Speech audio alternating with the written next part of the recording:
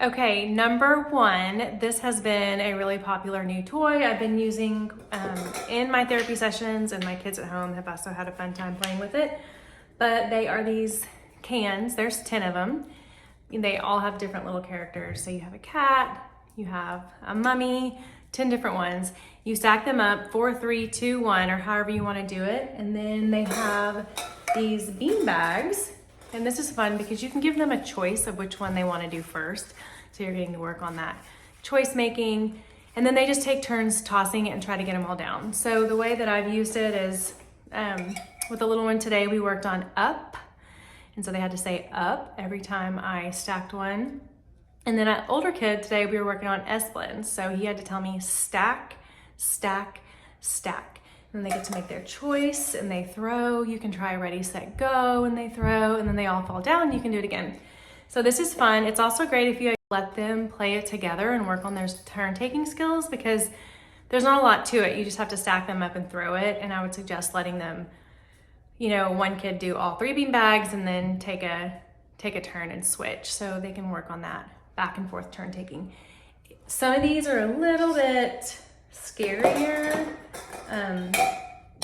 So if you might want to see if there's different options if you think they're some of them are a little bit spookier cans. Check different options, or you can make your own. I did not have a white cup, but if you had a white cup, it would be even cuter. And then just do 2 eyes and a mouth and do a little ghost. And same thing, stack them up as many as you want, do a little tower, and then just use a ball to roll or throw it down. You could also do orange cups and do little jack-o'-lanterns on them. So there's lots of different ways you can do this. It's just a really kind of get up and active game too if you're needing a little break during a therapy session. So number 2 that I've been using, it's these little puzzles, these Halloween puzzles. They're mini, they're 6 that come together. So there's a witch, there's a little jack-o'-lantern, they have a bat, there's also a ghost, some bones, and a spider. But these are fun because it's a little bit trickier. If kids are really good at the wooden puzzles, this is kind of that next level tricky because it doesn't have all the boundaries for them to set in. So they're really having to manipulate where the piece goes. And it's kind of hard with the first one, it has to go right where that matches. And I noticed today that it was harder for some kids because they don't have that set in with all of the boundaries on there. And that's a little bit trickier than I thought it would be, but this is great because you can do one puzzle at a time and they have to work on matching and getting all the pieces in. Or you can I did 3 at a time with a kiddo today, and I would take all the pieces and mix them up. So they had to match kind of from a bigger set that they were seeing. And then once they do that, you can put all of them out. But this is great because you can work on in or on and off and just talk about the different vocabulary. Once they complete all the puzzles, you can work on WH questions. What does he have on his head? Where is she flying? Things like that. So this is a really cute one. Number 3, this one has probably been a favorite so far. I'm going to show you what it is, and then I'll have to show you with a different angle how it works. But this is a kind of musical spinner toy. It's like those tops that you drop and they spin, but it's Halloween. And it comes with 2 jack-o'-lanterns and 2 skulls. And the only thing I would say is just, this is a pretty creepy looking skull. So today when I had a younger little one, I just used the jack-o'-lantern. So just kind of being aware or making sure that the families are okay if you're using the skulls. But basically you just put the little top piece on and you drop it and it'll spin and it lights up this side and also does a great song. So it's very visually stimulating. You're also getting the auditory piece, and kids get really excited the first time that they're ready for it to happen again. So you can work on things like on and off and, spin. Again, if you're working with those S-blends, ready, set, and then try to fill in for go.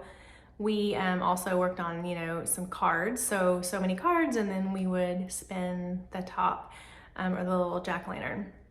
So it's a lot of fun. It's also got that fine motor piece. If they can get it on and twist it, it's a little bit harder for them to sometimes understand that they have to let go of that bottom part before they let it drop. So there's a lot of, following directions involved in that too. But this is a fun one. I will show how it works on my table.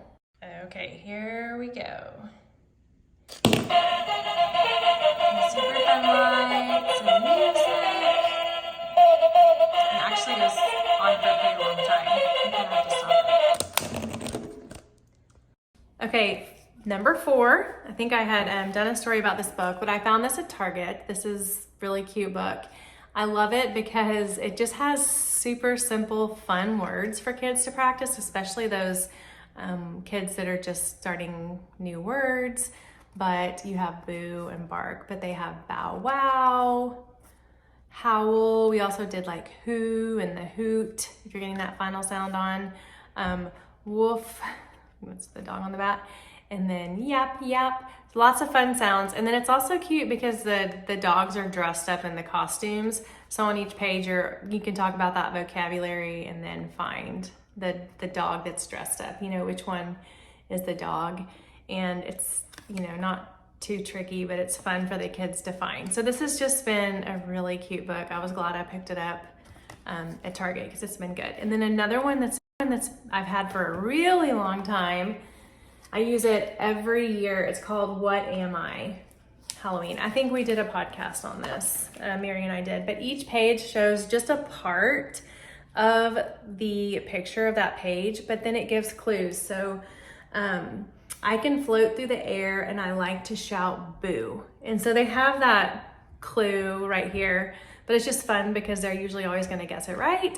And you're right, it's the ghost. So lots of different vocabulary that you can work on. And then also just having to listen to those describing clues and they can guess.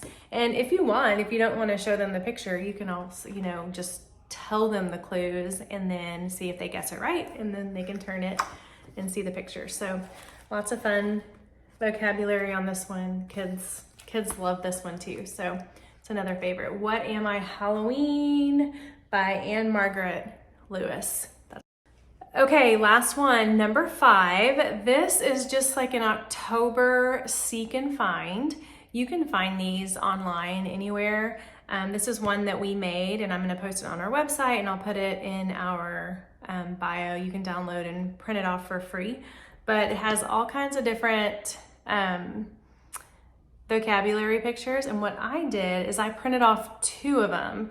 And then with one of them, I just cut it and laminated into little pieces like that.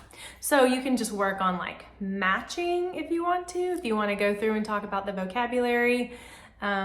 What is something that builds a web? And they say spider, they get to pick spider and match it. So you can do it that way, or you can hide these around the room and let them find it and then match them that way. There's all kinds of different ways. You can just look at this together and say, I'm thinking of something that's orange and it's round and it has a green stem, and they can pick pumpkin. So there's so many different ways you can use this to work on vocabulary, describing, answering WH questions, and then just fun. This is another one that kids can do themselves. Let one of your kids hide it, and then the other kid has to find it and match them all. And then they take turns. The other kid hides in the house, and then they have to take turns. So this is just another easy game to start practicing those turn-taking skills. So that will be linked if you want to use it.